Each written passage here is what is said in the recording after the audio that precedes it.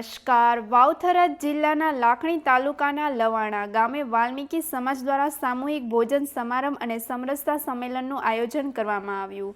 પૂર્વ મંત્રી શંકર ચૌધરીની અધ્યક્ષતામાં યોજાયેલા આ કાર્યક્રમમાં મોટી સંખ્યામાં સમાજજનો, સંતો અને આગેવાનો જોડાયા હતા. આ પ્રસંગે શંકર ચૌધરીએ સમાજમાં એકતા, સંસ્કાર અને ભાઈચારાના મૂલ્યોને મજબૂત બનાવવા આહ્વાન કર્યું હતું. સાથે જ તેમણે પાણી બચાવ અને વિસ્તારના વિકાસ માટે ચાલી રહેલા જળસંચય કાર્યોના મહત્વ પર ભાર મૂક્યો. સમાજની એકતા અને સમરસતાનો સંદેશ આપતો આ કાર્યક્રમ સફળતાપૂર્વક સંપન્ન થયો. વધુ સમાચાર માટે જોડાયેલા રહો. RP Gujarat news, Rajkot. મારે કરવાની હતી પાણી માટેનું કામ, એ આખા વિસ્તારનું જીવન બદલશે અને કામ ખૂબ સારું થઈ રહ્યું છે, બહુ ઝડપી થઈ રહ્યું છે. ધીરજ અને ભરોસો બંને જાળવી રાખવું ખૂબ મોટું સારું પરિણામ એ જળના કારણે આ વિસ્તારની અંદર આવવાનું. અને હવે રાજ્ય સરકારે હીરાજી ડ્રીપ અને સ્પ્રિંકલર માટે 90% સબસિડી આપવાનો નિર્ણય.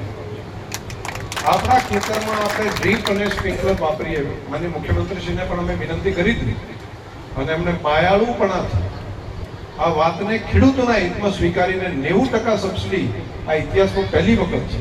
એટલે પાણીનું બચત થાય. આપણે પાણી એમને ખેતરમાં વાઈ પેલું જવા દે, એને એટલે ટીપું ટીપું પાણી એનો જો ઉપયોગ કરીને ખેતી કરીએ તો આ જ પાણીથી આપણે ઘણી ખેતી કરી શકીએ. તો હવે સરકારે તો યોજના મૂકી છે કે આપણે એ રસ્તા ઉપર જઈએ એટલા માટે. પરંતુ હજુ જો આપણે સુતત પાયા જશું તો તળાવ ભરવાનું કામ એક તરફ સરકાર કર્યા કરે ને આપણે ઉડાડ્યા કરીએ તો પછી એ ખાલી રહી જાય. તો ભરીને ધરતી માતાનું તળ, એટલા માટે માઇક્રો ઇરિગેશનનું કામ આપણે બધાએ હવે ભેગા મળીને કરવું પડે. હું આવ્યો તો એક વખત હીરાજીને ત્યાં, કેટલા વર્ષ ત્યાં છે હીરાજી તળાવ મને દેખાડ્યું હતું.